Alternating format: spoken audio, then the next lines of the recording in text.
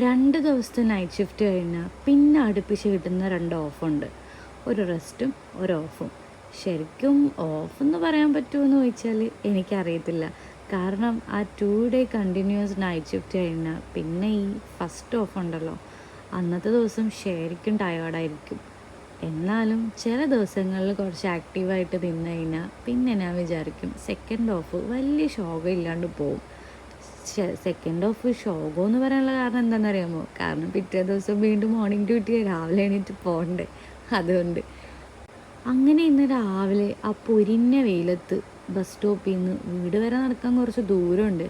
എന്നും ആളെന്നെ വിളിക്കാൻ വരും, ബസ് സ്റ്റോപ്പിൽ പിക്ക് ചെയ്യാൻ വരാറുണ്ട്. പക്ഷെ ചില ദിവസം ഞാൻ വിചാരിക്കും ആൾക്ക് ഓഫുള്ള ദിവസങ്ങളിലാണെങ്കിൽ എന്തിനാ ബുദ്ധിമുട്ടിക്കുന്നത്, വെയിലെത്തി കൊണ്ടാലും വേണ്ടിയില്ല, നടന്നിങ്ങ് വരാമെന്ന് വിചാരിക്കും.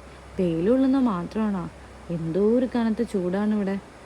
UAEയിലെ ആൾക്കാരടുത്ത് ചോദിച്ചാലറിയാം ഇവിടുത്തെ ചൂട് എങ്ങനെയാണെന്നുള്ളതും. അങ്ങനെ ആ ചൂടത്ത് ഇങ്ങനെ നടന്ന് വന്നപ്പോഴാണ് ദോശയും ചമ്മന്തിക്കറി ഉണ്ടാക്കി കഴിച്ചാലോ എന്ന് മനസ്സിലൊന്ന് തോന്നിയത്. അപ്പോൾ പിന്നെ നേരെ വന്ന് കയറിയിട്ട് വലിയ ക്ഷീണവും മടിയും ഒന്നും കാണിക്കാതെ യൂണിഫോമൊക്കെ ചേഞ്ചാക്കി ഒന്ന് ഫ്രഷപ്പായി നേരെ കിച്ചണിലോട്ട് വന്ന് കയറി ദോശയും ചുട്ട് ചമ്മന്തിക്കറിയാക്കി.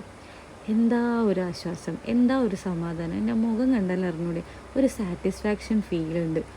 അപ്പോൾ ഇത് കഴിച്ചിട്ട് ഇനി എന്താ പരിപാടി എന്ന് വെച്ചാൽ ചിലപ്പോൾ ഉറക്കമായിരിക്കും, അല്ലേ?